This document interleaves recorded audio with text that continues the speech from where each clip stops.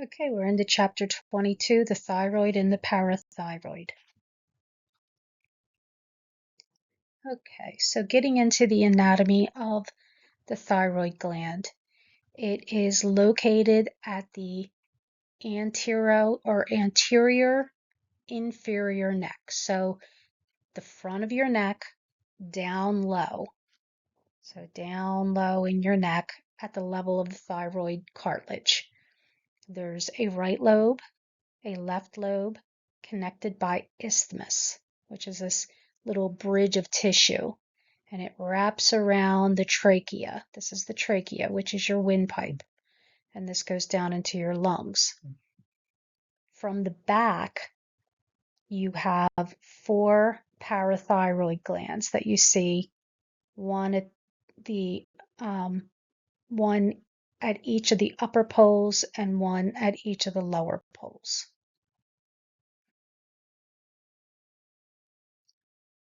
So as we've already said, the trachea is central. The thyroid straddles it with a right and left lobe, a isthmus, and sometimes you might have a little extension of tissue coming off the isthmus, running superiorly. That is called the pyramidal lobe. Not everyone has it, but some do. And then laterally, the thyroid is bounded by the carotid artery, and then next to that is the jugular. You can see that over here. So you have the carotid, and then lateral to that is the jugular. It's the same on both sides. Okay, the lobes are normally equal in size, so the left and right should be relatively the same. The normal adult thyroid measures in length, or your sagittal measurement, anywhere between 4 to 6 centimeters. AP is, from the front of the neck back, anterior posterior, should be about 2 centimeters, and the width, which you're going to measure in transverse, is going to be from 1.3 to 1.8 centimeters. And then the isthmus, you're only going to measure in AP in the transverse plane, and it's usually somewhere between 4 and 6 millimeters. I've actually seen them much smaller than that, but this is the average size. Sometimes they're measured and calculated for volume, and it's the same. It's that same formula that you would use for anything else that's like an ovoid shape, ovaries or whatever, bladder, whatever. You're going to measure length, width, thickness, and multiply by 0.523. Okay. Normal mean thyroid volume is around 18.6 milliliters plus or minus 4.5 milliliters. And the volume in males is slightly larger than that of females. They have a little bit bigger thyroid. Okay, relational anatomy on the anterior surface up here. Anterior surface, we have some strap muscles, sternohyoid, omohyoid, sternothyroid, which are thin hypoechoic bands anterior to the thyroid gland. And looking at it here on the diagram, here's sternohyoid, omohyoid, this one, and sternothyroid. And then there's a large one that runs laterally to those three strap muscles. That's called sternocleidomastoid, large oval band that lies anterior and lateral to the gland. Now, nobody is going to use the names of these. They're just going to call them strap muscles. I will let you know if you need to commit those to memory for the test. I don't think so. You may need to learn the names, this one, sternocleidomastoid, but I think that collectively these three are just going to be called strap muscles. Then there's another muscle down here that we see posterior to the thyroid called longus colli, or is it colli? I think it's colli, longus colli. These are really important to be able to identify because you don't want to go calling these a mass. They lay just lateral to the vertebrae. And then you notice that there's the esophagus, which this image is really kind of incorrect. It should be more over to the left. That's where you see it in transverse view. You'll see it posterior and left of the trachea. Here's trachea.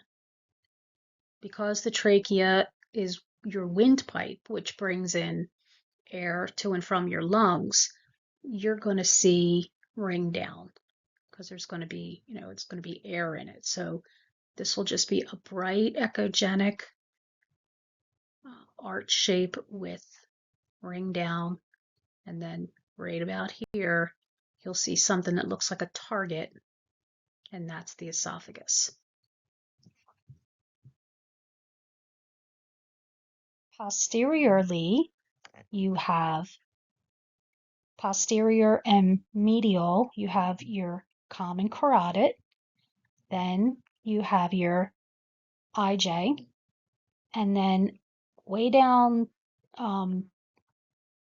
posteriorly, really lateral to the vertebrae, you have these longus colli muscles. And these are very easy to mistake for masses, so you have to be sure that you can identify these muscles. Then you have this structure here, which is your esophagus. And I don't know why so many of these diagrams show this midline, because that's not really correct. It really sits more over here to the left, closer to the jugular. So you'll see that sonographically what that actually looks like. Okay, so here's another diagram of the trachea with the esophagus behind and to the left, which is generally how you're going to see it on ultrasound. So we're going on with our relational anatomy. The medial anatomy includes larynx, which you don't see, trachea, which you do see, inferior constrictor of the pharynx, which you don't see, and esophagus, which you do see. So trachea and esophagus. The esophagus, even though it is primarily midline structure, it sits slightly to the left. And it can be identified, the esophagus can be identified as a target. And if the patient swallows, it will move. So that's another way to identify what that is. And the posterior border of each lobe has the parathyroid glands, like we already said, and also the arteries and veins, which we're going to take a look at in another slide. Okay, for the vasculature of the thyroid, it's pretty straightforward. You have two superior thyroid arteries and two inferior thyroid arteries, and they're named for the part of the thyroid that they supply. The superior thyroid arteries come off the external carotids and descend. So here's this right superior thyroid artery supplying this upper pole, and then the same on the left, and then the two inferior thyroid arteries arise from the thyrocervical trunk that comes off the subclavian and runs anteriorly to supply the lower poles. One on the left, right, and one on the left. And then the corresponding veins drain right into the jugular, and they are named the same way: superior and inferior thyroid veins.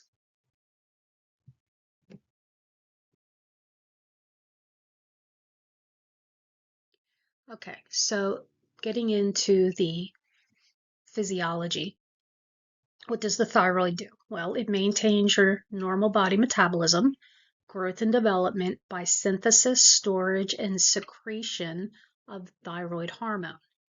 And the mechanism for producing thyroid hormone is iodine metabolism.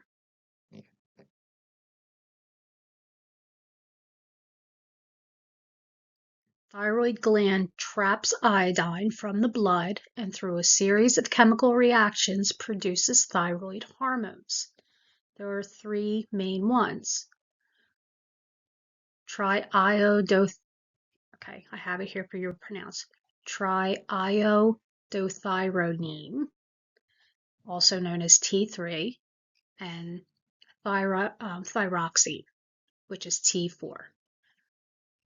When thyroid hormone is needed in the body, it is released into the bloodstream by action of thyrotropin, or a thyroid stimulating hormone, which is called TSH.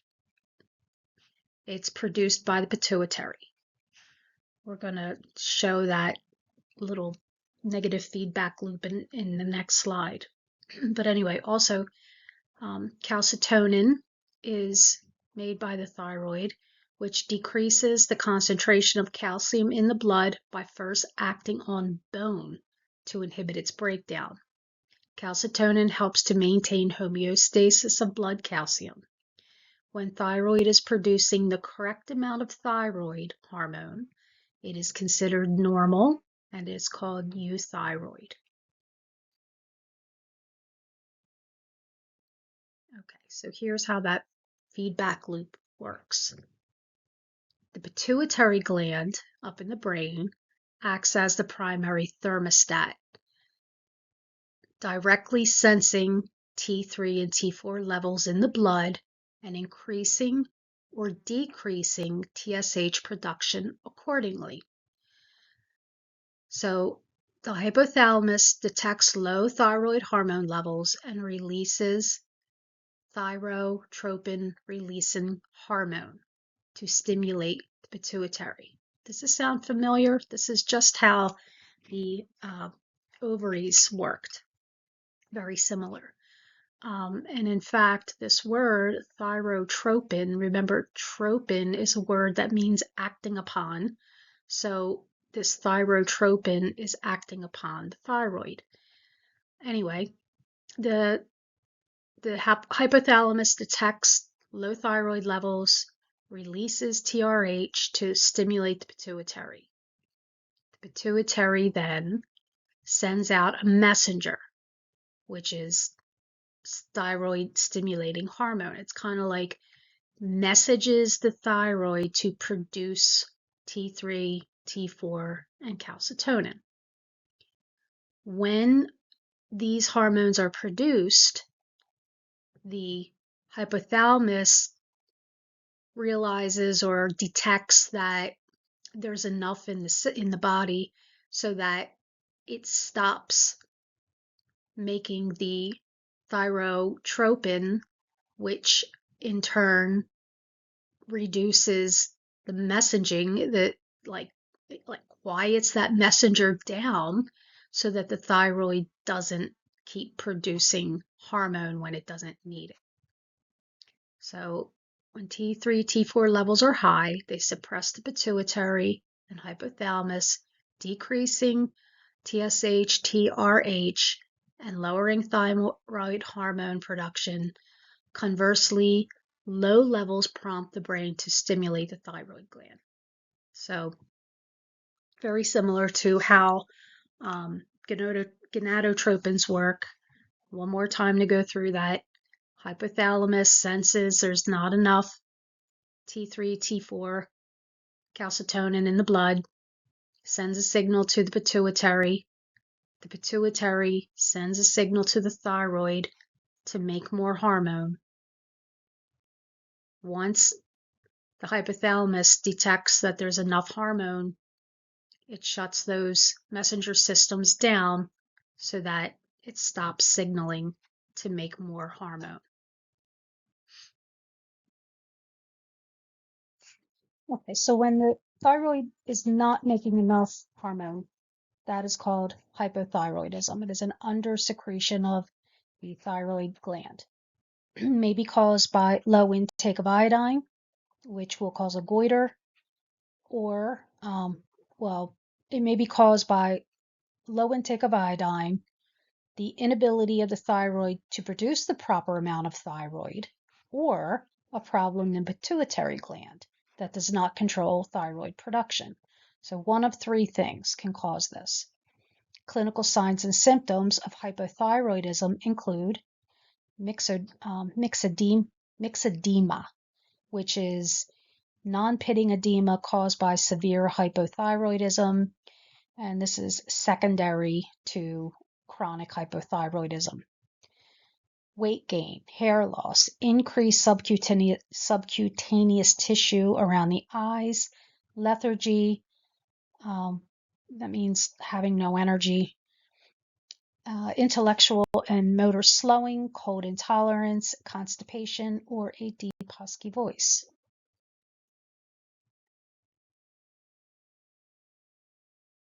Conversely, hyperthyroidism is when the thyroid overproduces thyroid hormone. And this occurs when the entire gland is out of control, or if localized neoplasm, such as an adenoma, causes overproduction of thyroid hormone. Hyperthyroidism dramatically increases metabolic rate. Clinical signs and symptoms include weight loss, increased appetite, high degree of nervous energy, tremor, excessive sweating, heat intolerance, palpitations. So it's the exact opposite of hypothyroidism. The symptoms are opposite. And many patients show signs of exophthalmos, which is protruding eyes. You see this in Graves' disease. We'll talk about that when we get into pathology. So there are tests that can be done to take a look at thyroid function. First, there's nuclear medicine test can be used to determine the function of the thyroid. Iodine uptake scans and thyroid scans, two different things. In the iodine uptake scan, they're looking to see how the cells uptake iodine. High uptakes suggest hyperthyroidism due to overproduction. That can mean Graves' disease, toxic multinodular goiter, or toxic adenoma. Low uptake suggests hormone release or non-thyroid causes. Thyroiditis, exogenous thyroid hormone use, or iodine load contrast. You know what? Read over this. Do not commit it to memory. Just know that NucMed can test the function of the thyroid, where ultrasound cannot. We can only look at the structure of the thyroid. Anyway, under nuclear medicine, also this thyroid scan, often done with radioactive iodine to show the distribution of the uptake. If it's diffuse increase, it could be Graves'. If it's a focal hot nodule, it can be toxic adenoma, or a cold nodule, possible malignancy. So you can remember, hot is not cancer. Cold can be cancer. That's really all you need to know. And that nuclear medicine looks at the function of the cells, not the structures, like ultrasound does. Also, laboratory tests, good old blood tests, can check your levels for T3 and T4. Usually, they will ask for TSH as well. If TSH is very high, then T3 and T4 should be low, because think of if the messenger is screaming for more hormone, then these should be low. That would be why the TSH keeps calling out for more. Um, one of primary the primary reason for hypothyroidism is just a lack of these hormones. The thyroid is just not producing hormones the way it's supposed to.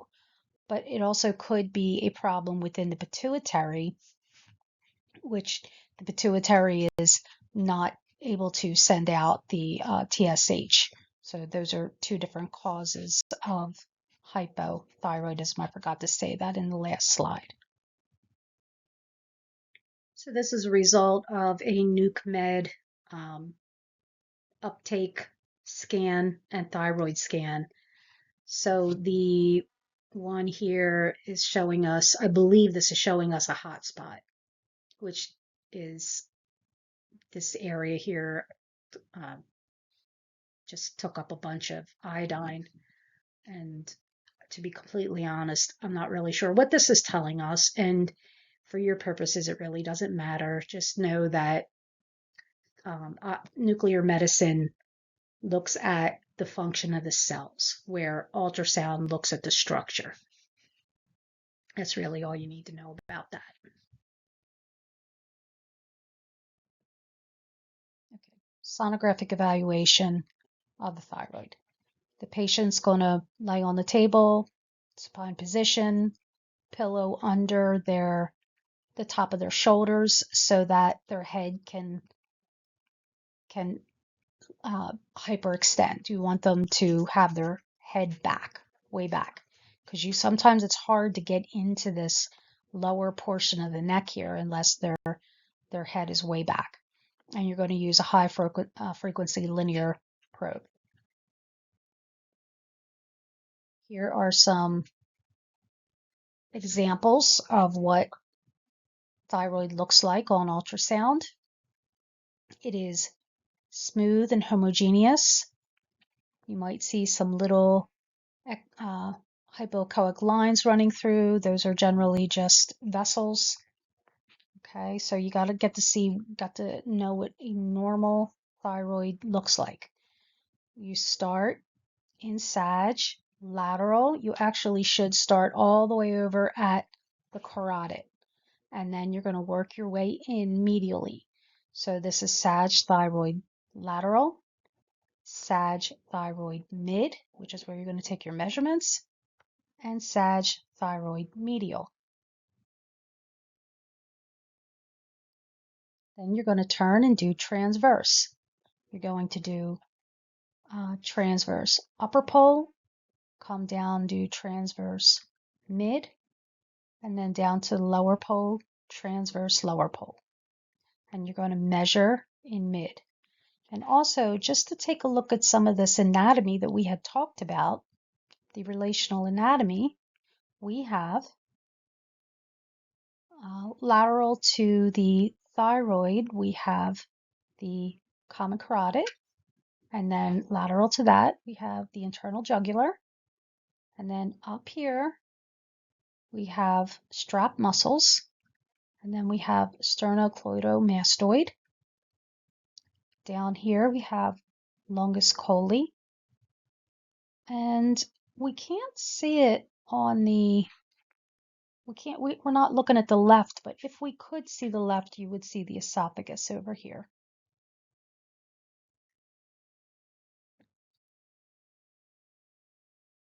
Okay, so you should always take one bilateral, transverse, so that you can see the whole thyroid the right and left lobe next to each other to assess for symmetry.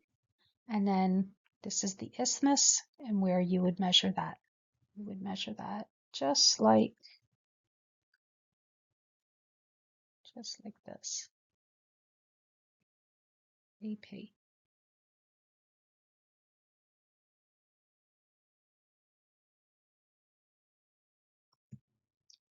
Okay, here's another side by side, bilateral.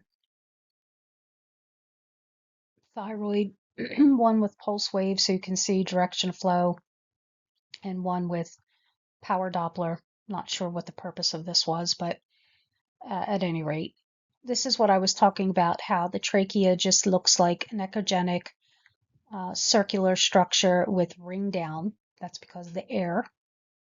And you can see those strap muscles again.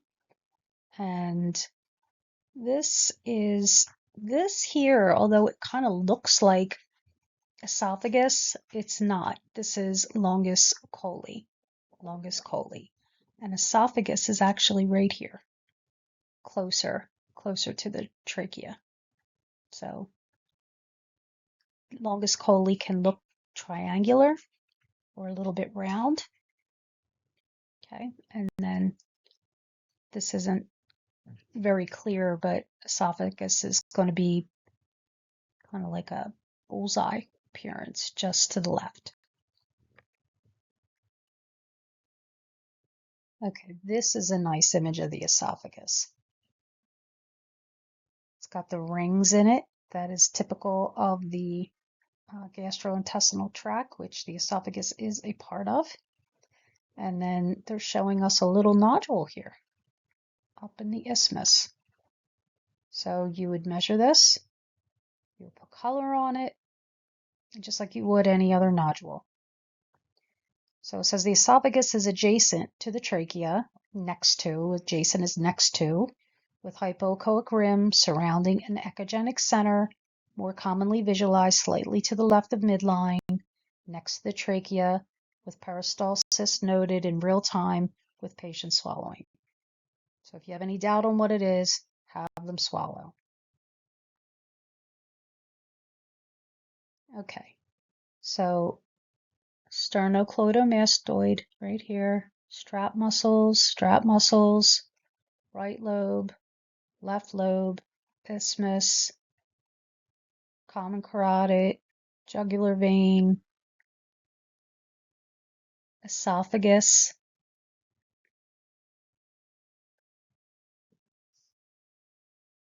And this is long. No, I'm sorry. No, it's not. This looks like it's this is lower pole. Okay. And same thing over here. Transverse imaging landmarks include the trachea, which we know is here, common carotid here, IJ here. Trachea is noted in midline, posterior to the isthmus, which is here, with posterior shadowing, common carotid. Artery is circular, pulsatile structure, directly lateral and adjacent to the gland. The oval-shaped internal jugular lies lateral to the common carotid. That's another thing that gives the jugular away, is that it's because it's low pressure, it's flattened because it's subject to respiratory respiratory changes. So if it's circular, it's high pressure, it's carotid, more teardrop or flattened shape, it's IJ.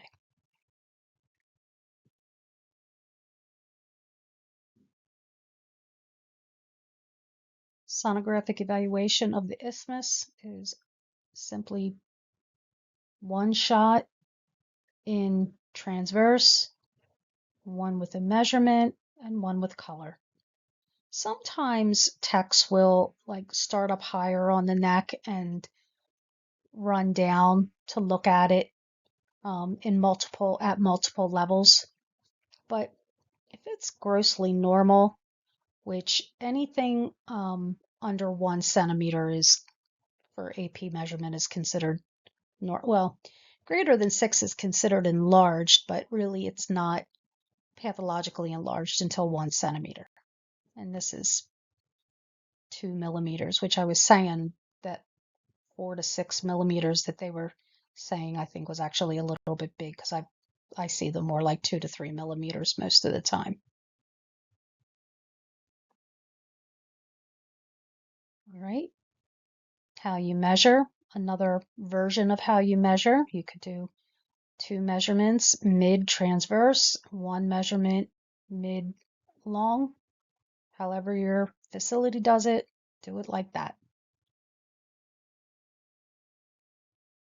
And then you can get a volume by multiplying these three measurements and then by 0.523.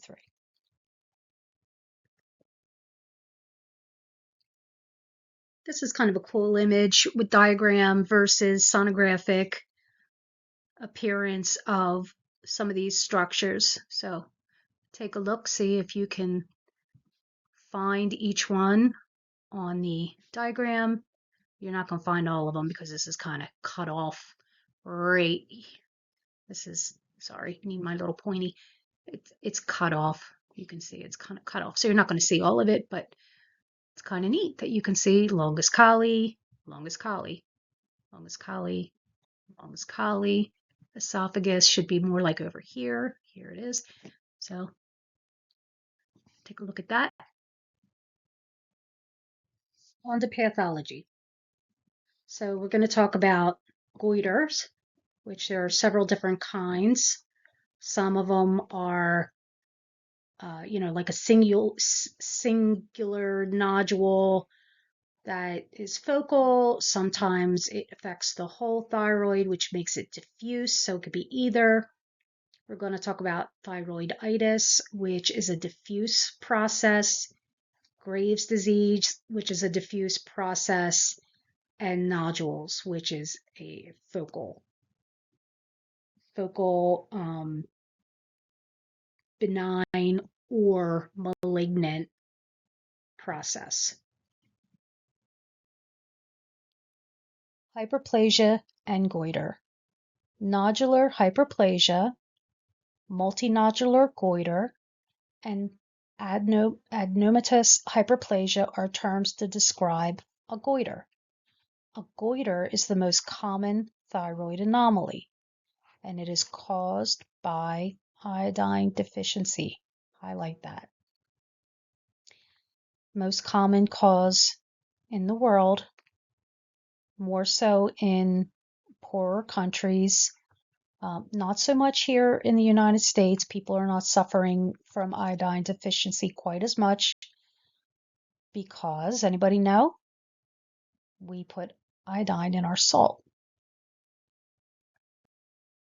This is a gross specimen of a multinodular goiter, and there are quite a few nodules here, but this is only one kind of goiter.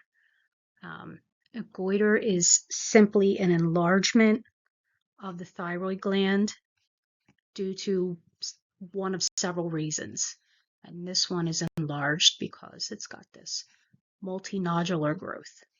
We're going to look at some of the others as well. So as I was saying in the last slide, a goiter is an abnormal enlargement of the thyroid gland. Regardless of whether the hormone levels are normal, high, or low, a goiter describes size, not function. It may be an overall enlargement or multiple focal areas of growth, which was the case on that last slide. As you can see in this picture, this woman's got this unilateral growth. So this goiter is only affects one side of her thyroid. This image here is showing an overall enlargement. The dotted lines is what the normal size would be, and you can see this extra growth. Okay, so thyroid function terms. If it's normal, it's not producing too little or too much hormone, we call that euthyroid. Hyperthyroidism is when the thyroid is producing too much hormone, and hypothyroid is when it's not producing enough. Common causes. Worldwide, most common is iodine deficiency. Hyperthyroidism can be caused from Graves' disease, and that is a diffuse, affecting the whole gland, toxic goiter. Toxic in this case means it is producing hormone versus non-toxic where it doesn't produce hormone. Hashimoto's thyroiditis is a form of hypothyroidism. Multinodular goiter, that was exampled in the last slide. Thyroid nodules, which we will talk more about. And a surprising one, pregnancy, because there is increased demand on the thyroid, making it work harder, and that that process of trying to produce more hormone is, and kind of not being able to keep up with it, is what increases the size of, one of the reasons to increase the size of the gland. Okay, some types of goiter. Diffuse goiter is going to cause uniform enlargement. Nodular goiter means there's one or more nodules. Toxic goiter produces excess hormone. Non-toxic doesn't affect the hormone level at all. And sonographic features vary, but some of them are enlarged thyroid lobes and or isthmus. This is kind of the criteria, this enlargement. In a diffuse goiter, it will be homogeneous enlargement. Multinodular will be heterogeneous with nodules. And Graves' disease is going to have hypervascularity. Remember the term thyroid inferno that goes with Graves' disease, and we'll see what that looks like. Okay, nodular goiter. These round masses are what we call a nodule. And one or more can have one or more, and it's causing this enlargement of the right lobe.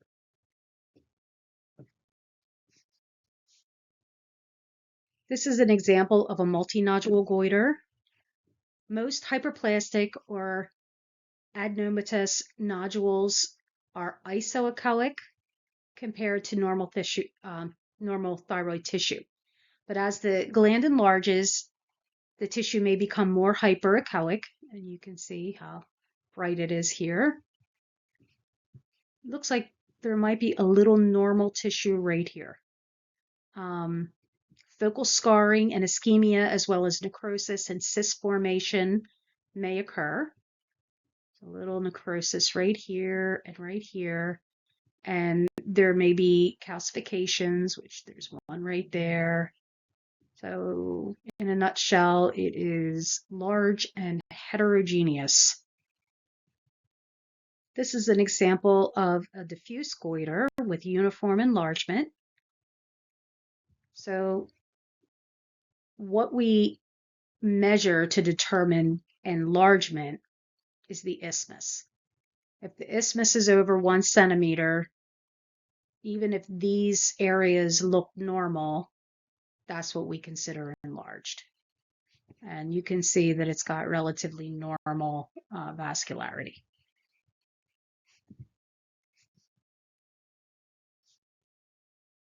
This is another example of a multinodular goiter seen in an inhomogeneous enlarged tissue mass within the thyroid. Increased vascularity. You can see, first of all, you guys probably already know this, but inhomogeneous is just another way to say heterogeneous. And this nodule here has vascularity all around the periphery. This is a pretty chunky looking hyperechoic nodule. Okay, 3 types of thyroiditis that we'll go over, the main one being Hashimoto's, but just to give a definition to acute suppurative thyroiditis, this is a life-threatening bacterial infection. I think it causes like a collection of pus in the thyroid. Beyond that, I don't know anything about it, and we don't need to know for our test. Then there's Quervain's disease, which is subacute granulomatous thyroiditis, which is a temporary inflammation of the thyroid gland triggered by a viral infection causing neck pain, tenderness, and a predictable shift from temporary hyperthyroidism to temporary hypothyroidism before resolving. So these two obviously are acute, but the de Quervain's could actually go on for months. The chronic one that is most common is Hashimoto's, also known as chronic lymphocytic thyroiditis. It is an autoimmune disease where the immune system attacks the thyroid gland, leading to chronic inflammation, damage, and typically hypothyroidism.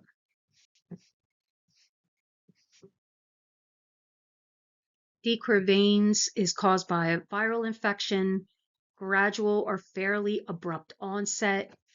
Pain may be severe, may cause transient hyperthyroidism, but in period of weeks or months, swelling and pain subside and gland goes to normal. Well, we just read it goes from hyper to hypo and then to normal, but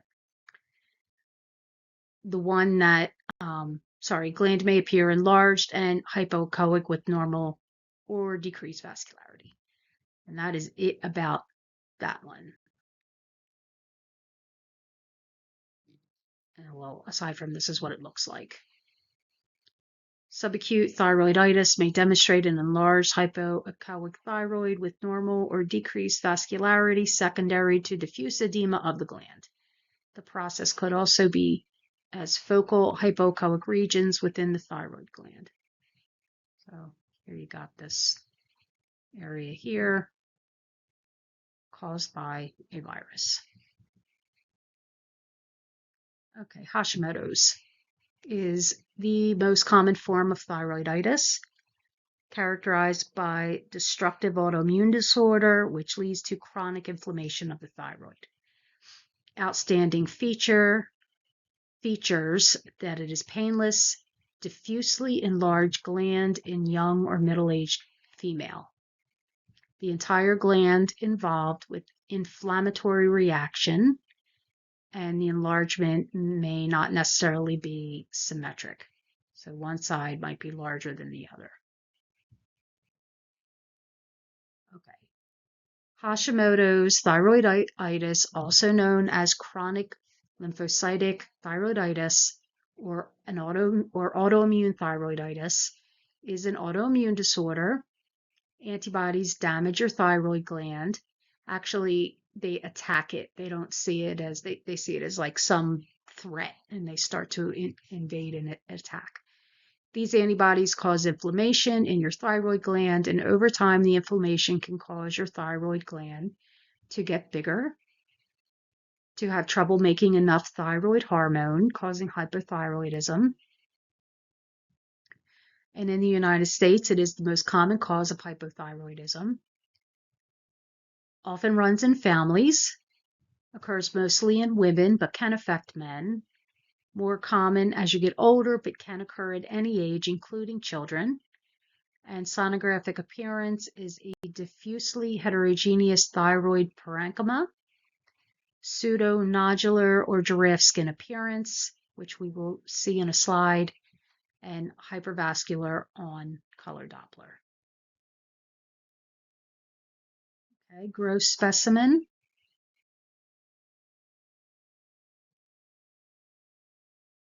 Sonographic findings, diffuse coarsened parenchymal texture, slightly more hypoechoic than normal thyroid, which is the case a lot of times with itises. You know how like pancreatitis is enlarged and hypoechoic. Homogeneous enlargement initially occurs with nodularity. As disease progresses, gland slowly becomes inhomogeneous and enlarged. And this is called micronodulation. We will see that. Color Doppler shows normal to decreased flow velocity. Occasionally, hypervascularity, known as thyroid inferno pattern, is seen when hypothyroidism develops. However, one caveat, when you hear the term thyroid inferno, we're always going to associate that with Graves, not Hashimoto's. Okay, here is sonographic image of Hashimoto's, and this must be like a newer case because as you see, this appearance is going to change. Here's another one. Heterogeneous, some echogenic areas.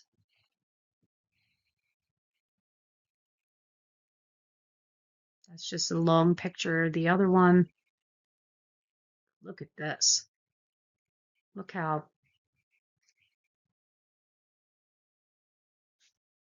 kind of fibrotic it's starting to look and bright with other areas of that are hypoechoic, and you've got all these little pseudo nodules, they call them. That is an ugly thyroid. On to Graves. Graves is an autoimmune disease that causes hyperthyroidism. So some facts: occurs more frequently in women over the age of 30.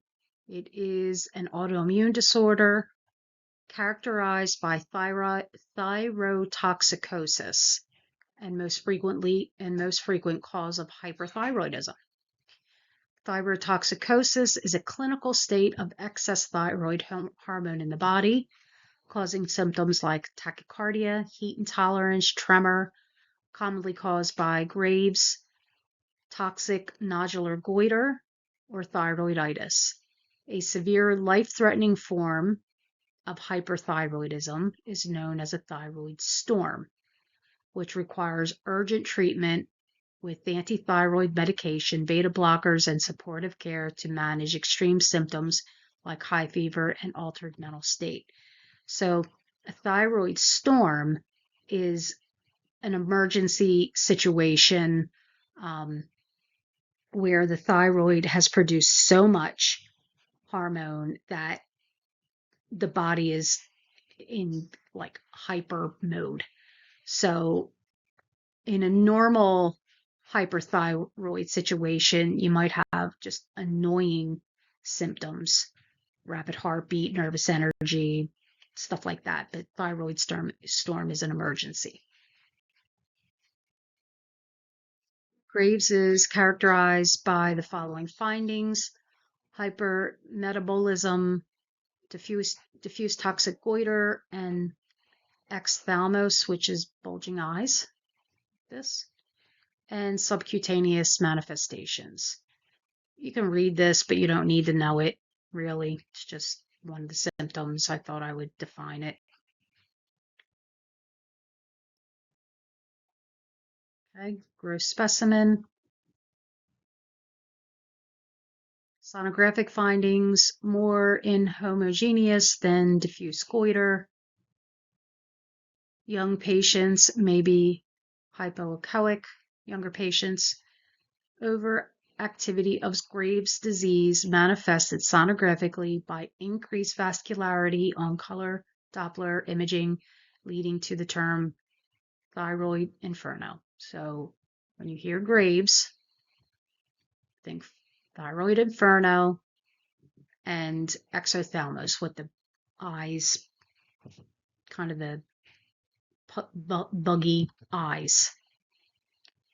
Spectral Doppler may show velocities over 70. Well, we don't necessarily need to know that. Just know that it's thyroid storm, or I'm sorry, thyroid inferno is this: hypervascularity in homogeneous texture. All right, this is classical Graves' disease pattern. An enlarged gland with round-shaped lobes. You can see these rounded shapes, sometimes giant goiter, a diffusely heterogeneous or coarse echo texture, diffusely hypoechoic compared to the echogenicity of strap muscles.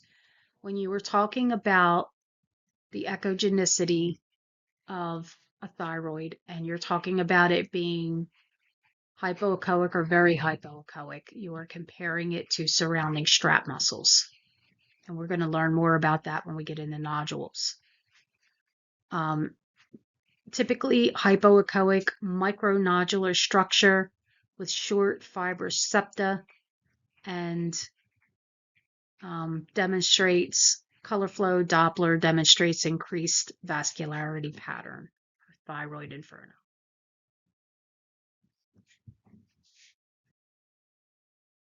Okay.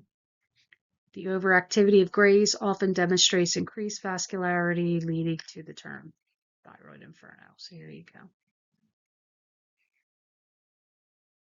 All right, we're on to categorizing thyroid lesions or nodules. There is a chart that I want you guys to take a look at. If you click this link, it'll take you to this website and you can learn all about TIRADS. But what it stands for is Thyroid Imaging Reporting and Data System. And this is what the chart looks like. And so this is a system for radiologists to determine how suspicious a nodule is for cancer or for needing a biopsy.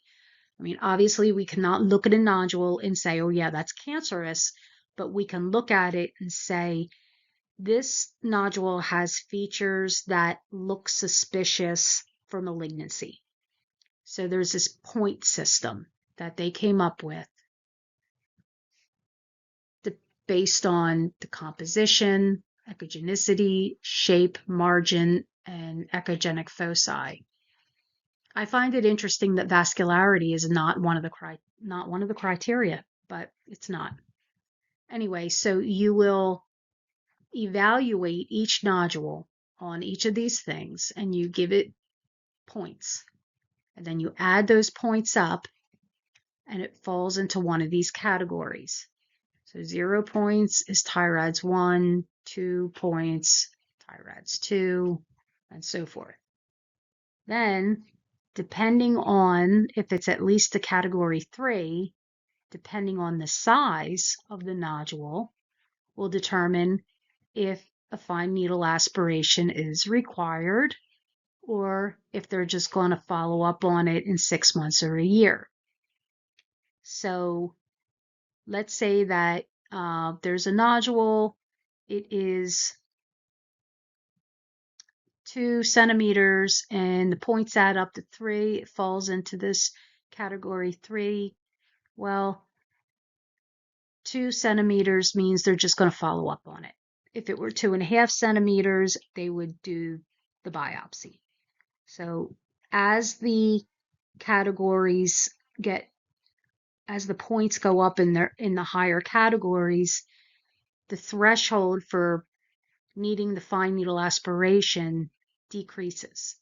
So at a category 4, if the lesion is equal to or greater than 1.5 centimeters, they will biopsy it. If it's greater than 1, but not 1.5, they'll follow it. And then at category 5, if it's 1 or greater, they'll biopsy it. If it's 5 millimeters to 9 millimeters, they'll follow it. You don't need to commit this to memory. I just want you to understand how it works. And if I were going to ask you a question on it, I would give you the chart. So you don't have to remember any of this. Okay. Cysts in the thyroid gland are cystic degeneration of follicular adenoma. Degenerative changes of nodules correspond to their sonographic appearance. Purely echogenic areas is from serous fluid or colloid fluid. Echogenic colloid fluid can have a little echogenic spot. I'll show you what that looks like. Moving fluid or fluid levels may correspond to hemorrhage. Approximately 20% of solitary nodules are cystic. Approximately 20% of solitary nodules are cystic. So we are talking about a simple cyst, or this here with this little bright dot is called a colloid cyst. These are completely benign. They follow all the rules for a simple cyst, except for this. This is the exception. But how you can tell that this is nothing bad is that it will have a ring down. And I'll show you a better picture of that. But this would be Thyroid's category 1. There would be no follow-up on this. All right. This is hemorrhagic cyst. And when you put color Doppler on, you can see there's no blood flow. And this little dot right here is just probably artifact, but there's no anything to this that would suggest that this is malignant.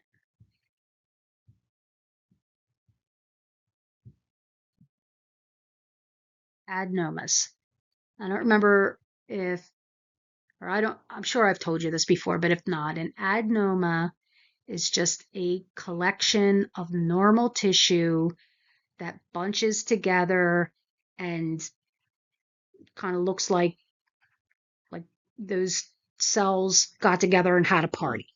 Okay, so they're benign, normal cells that are just in an arrangement, like bunched together. They are in the thyroid. They are characterized by complete fibrous encapsulation. Okay, so characterized by compression of adjacent tissue and fibrous encapsulation.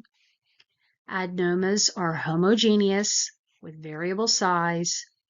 Usually the lesions are solitary with areas of hemorrhage or necrosis.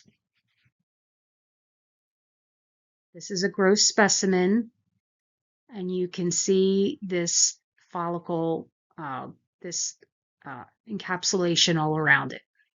Okay, well circumscribed fibrous capsule, separating it from the normal parenchyma. Sonographic findings: anechoic to completely hyperechoic, and they commonly have a peripheral halo. I will show you what that looks like.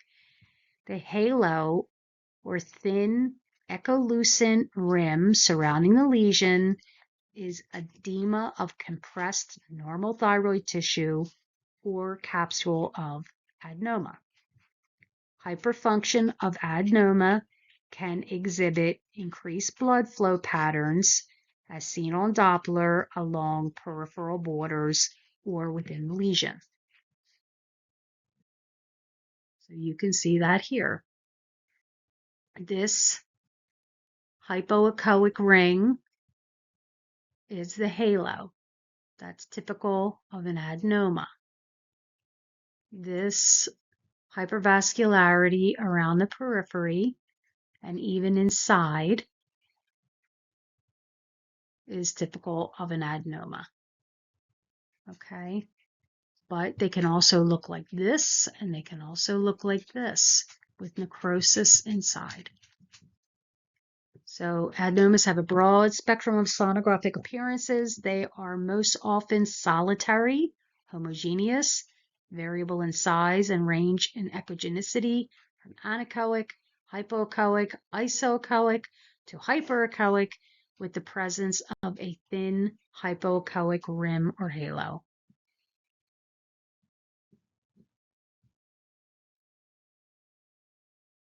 go with this and this.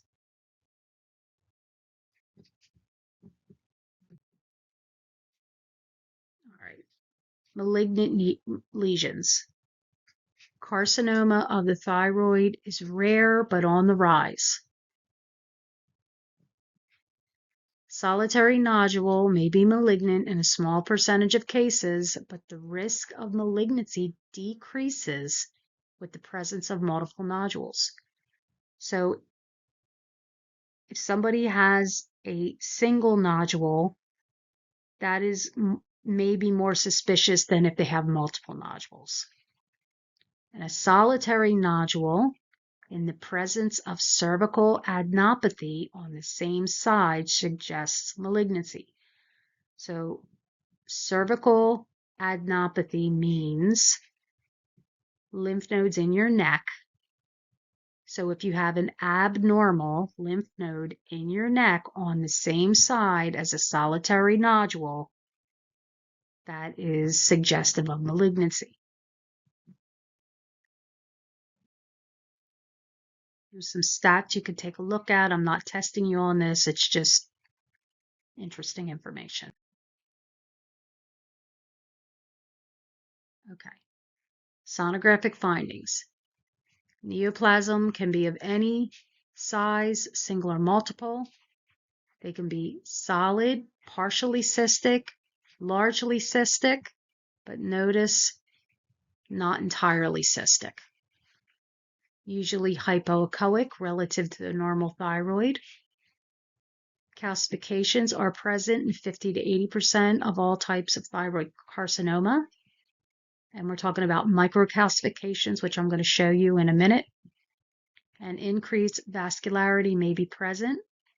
And this is why we need TIRADs, so that we can categorize, have a way to recognize the features that look malignant.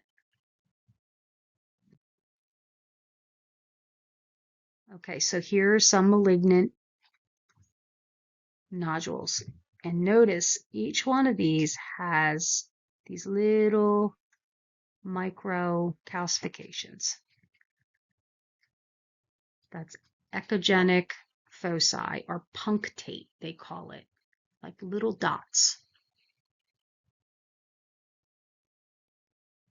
Generally, the sonographic characteristics that suggest malignancy is a solitary, solid mass that is markedly hypoechoic compared to strap muscles. So when you're looking at a lesion and it's hypoechoic to the thyroid tissue, you then have to go up and compare it to the strap muscles. Okay, like this one here, it's darker than the strap muscles. So this is very hypoechoic.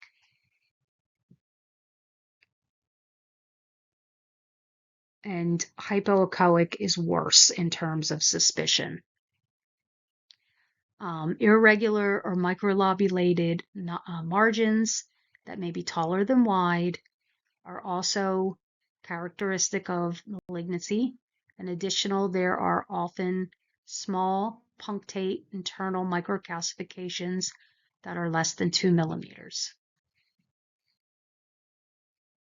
I'm going to post a video of how to use that TIRADS chart because I can't go to that website and continue to record on the PowerPoint presentation. So I guess that's the way I'll have to do that. But we'll talk about the different types of malignant nodules, and you won't have to be able to look at a nodule and say what type of carcinoma it is, but I will want you to be able to look at a nodule and determine whether it has features that are suspicious for malignancy. Okay, so we'll look at some examples in the following slides. Papillary carcinoma is your most common one, most common type of thyroid malignancy. Females are affected more than males. Round laminated calcifications seen in 25% of cases. Major route of spread of papillary carcinoma is through lymphatics to nearby cervical lymph nodes. And just in case you guys didn't know, cervical means in this case neck. We're not talking about the neck of the uterus. We're talking about your neck, right? And you have lymph nodes that run all through your neck. So this happened to my sister actually. She had papillary carcinoma that spread all through her lymph nodes, and she had to have all of the lymph nodes and her thyroid removed. Luckily, it did not metastasize to anywhere else. It stayed in her neck, but she had to have all that removed. And approximately 20% of patients with papillary thyroid cancer have metastatic cervical adenopathy. This is a gross specimen of papillary carcinoma. Looks like a pretty big lesion. Sonographic findings. Characteristics of papillary carcinoma include hypoechogenicity, which makes sense because if you remember from our TIRADS chart, hypoechogenicity is more suspicious for carcinoma. 90% of the cases have hypoechogenicity. Microcalcifications that appear as tiny punctate hyperechoic foci with or without acoustic shadowing, but generally microcalcifications do not shadow. Hypervascularity, 90% of the cases. Cervical lymph node metastasis in approximately 20% of the cases. Okay, so looking at this, it's got several of those features that are suspicious for malignancy. It is hypoechoic to the tissue, and then we can compare it to the strap muscles, and it is either the same as or darker than these muscles. You've got little punctate echogenic foci. It's solid with maybe some cystic component. And one of the other ones is taller than wide, but I can't tell from this. I would need to have to measure that. And hypervascular.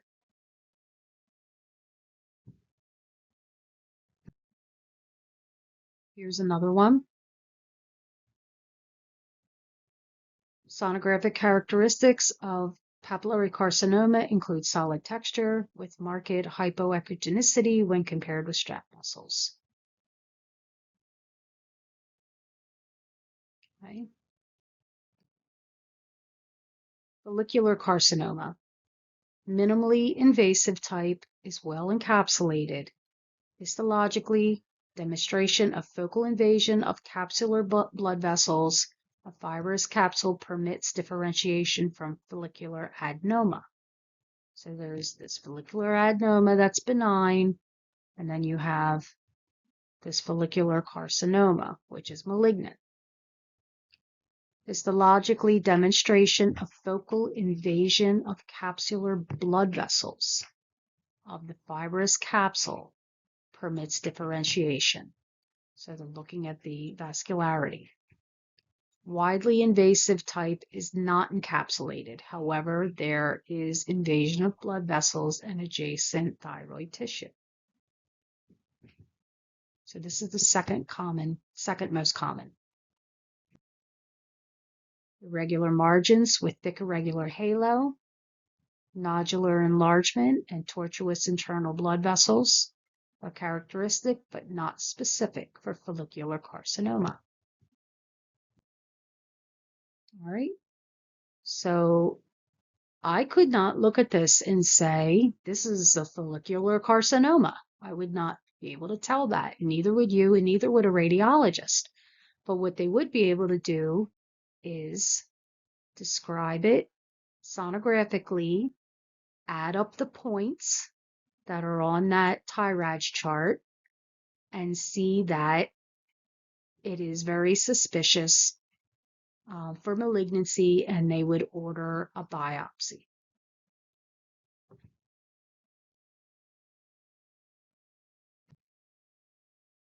Okay, the next one is medullary carcinoma, and this accounts for 5% of thyroid cancers. This is often familial, 20% of the cases, and it's an essential component of multiple endocrine neoplasia type 2 syndromes. So this is part of an endocrine syndrome, this medullary carcinoma. Multicenter and/or bilateral in familial cases, and a high incidence of metastatic involvement of the lymph nodes have been reported. Sonographic findings, lesions appear similar to that of papillary carcinoma as hypoechoic mass. They often have calcium deposits, and sonography is highly sensitive in detecting metastatic lymphadenopathy in these patients. We'll talk about that. So this is medullary carcinoma.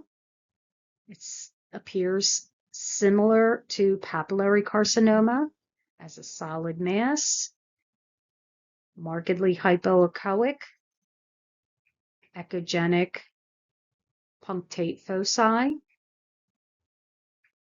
But again, we cannot look at that and say what kind of cancer that is. Anaplastic is 2% of thyroid cancers, and it means undifferentiated. It is rare, occurs after the age of 50, usually, presents as a hard, fixed mass with rapid growth locally invasive in surrounding neck structures, and sonographic findings, just like all the others, are hypoechoic with invasion of the surrounding muscle and vessels of the neck.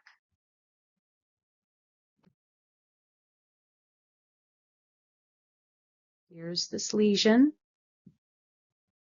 and these are abnormal lymph nodes, large and round, and loss of fatty hilum.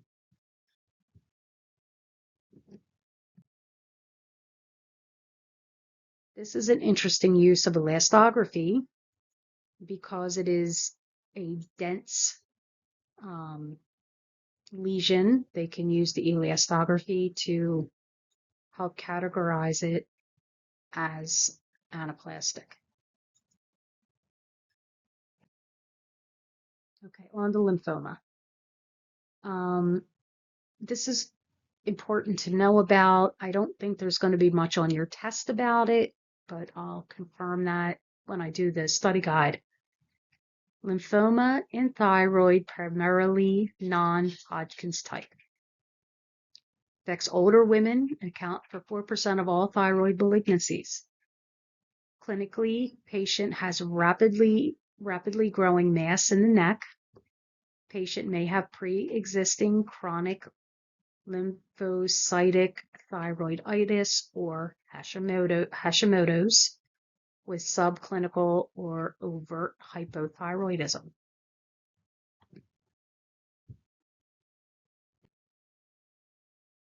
Sonographic findings, non-vascular, hypoechoic, and lobulated mass. May be large areas of cystic necrosis within the tumor or encasement of adjacent neck vessels. Adjacent thyroid parenchyma may be heterogeneous, secondary to associated chronic thyroiditis.